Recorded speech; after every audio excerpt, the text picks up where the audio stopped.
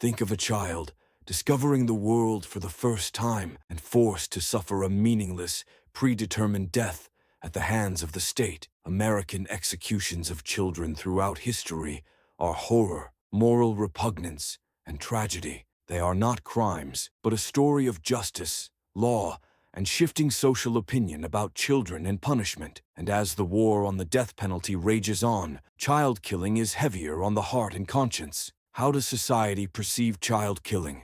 Today we look at some of America's most vicious and controversial juvenile executions in history and what they signify. America's strange juvenile justice history, the death penalty. America nearly became the sole nation in the entire world that had sentenced minors under 18 years of age to the death penalty for their crimes for decades. Bills to apply it were largely predicated on a conception of justice that did not adequately account for the unique psychology, emotions, and emerging needs of children.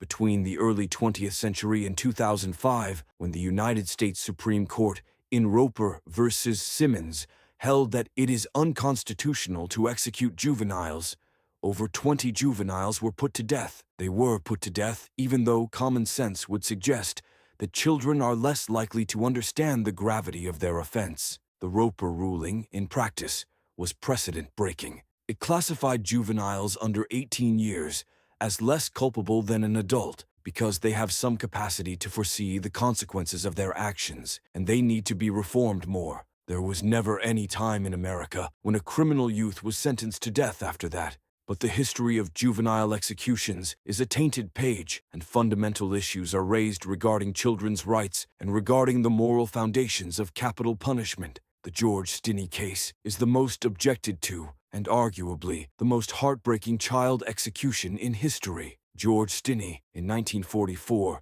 was just 14 when he was America's youngest 20th-century executee. His case is every bit as much a tearjerker as it is a marker of the day's legal and racial insensitivity. Stinney, the black child, had been charged with the killings of white women Betty June Binnicker and Mary Emma Thames in Alcolu, South Carolina. The case was not full of inconsistencies and dubious procedures. Stinney's confession reportedly had been coerced, and he was represented by a lawyer badly. His trial was short and was overseen by a racially segregated bench in the all-white jury court. Even though the boy was a boy, Stinney was found guilty and given the death sentence by electrocution. The brutality of the offense was also sickening. Since he was so little, the executioners put a pillow on the chair on which the electric current would flow through his head, and the straps were too large to bind around his waif-like body. The horror of his murder was compounded by the further consideration that his trial and condemnation went forward with utter disregard of his infancy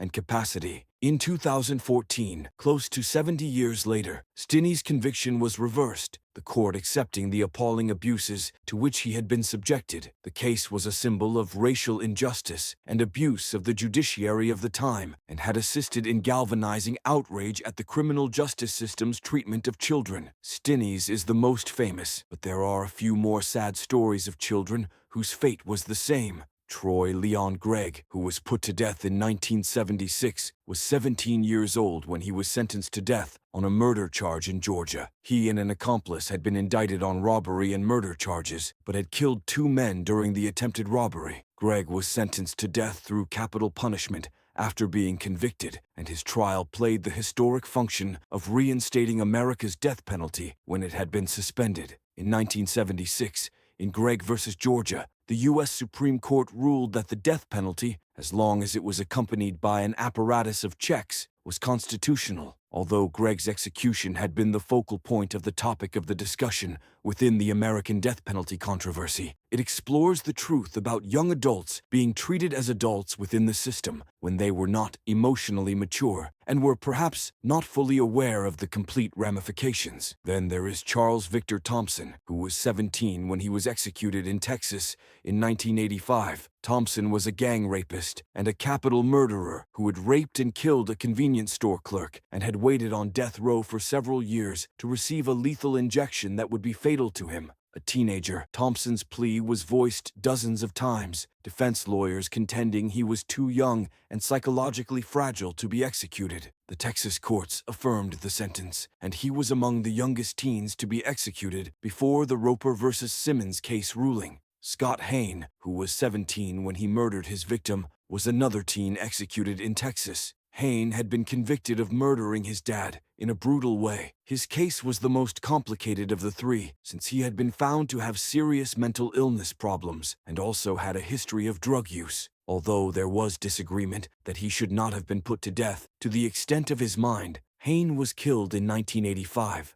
His was just one of many, a case that challenged morality applied in punishing children and the mentally ill. These cases, starting with that of George Stinney and continuing to Troy Gregg and much further along the way, illustrate the inhuman brutality of killing children within America's justice system. In all of the above cases, except for one, the children were murdered by inhuman methods of punishment, inflicting ghastly pain and suffering. Is it the electric chair for Stinney or the lethal injection for another? The issue then is, how was society able to accept so sadistic and irreversible a punishment on children not yet molded to use their potential for judging or knowing? Alone the fact that children like George Stinney were executed is proof of a period when the justice system was unable to differentiate child from adult in the most basic terms, life and death. Now we are reminded that kids might not necessarily be possibly capable of realizing the size of their deed. The use of juveniles in capital punishment puts the whole death penalty philosophy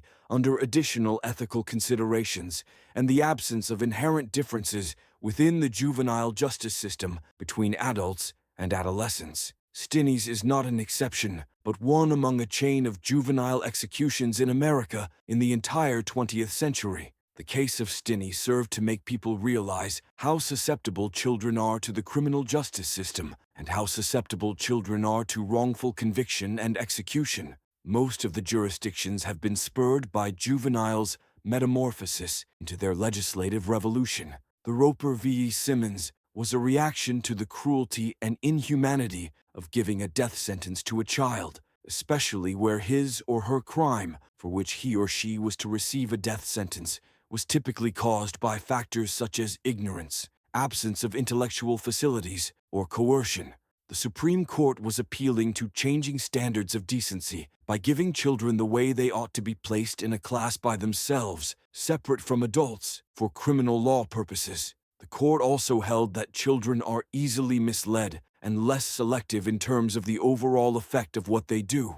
They should thus be allowed an opportunity to heal, mature, and develop into other human beings, rather than being taken to court and convicted and sentenced to death for mistakes made in infancy. The American history of executing juveniles is a sad tale of how, in the past, the justice system never kept their eyes open to the natural distinction between a child and an adult. The hanging of George Stinney, like that of so many others, is a grim warning against the serious ethical and moral problem involved in convicting children to death. As we advance and learn more about juvenile justice, we should never lag behind such heinous crimes. What can be gained from such tragedies as Stinney's is a lesson of discouraging the next generation from treading the same tragic path. No child should ever be put to death in any world. The history of the crimes reminds one of the necessity of reform and the ongoing need for justice systems to safeguard the vulnerable, accord them a second chance, rather than constantly punishing them. Much as America has done to keep from practicing executing juveniles, there still must be a battle waged to reform all that comes under juvenile justice so that youth are accorded their deserving respect, dignity, and chance for rehabilitation.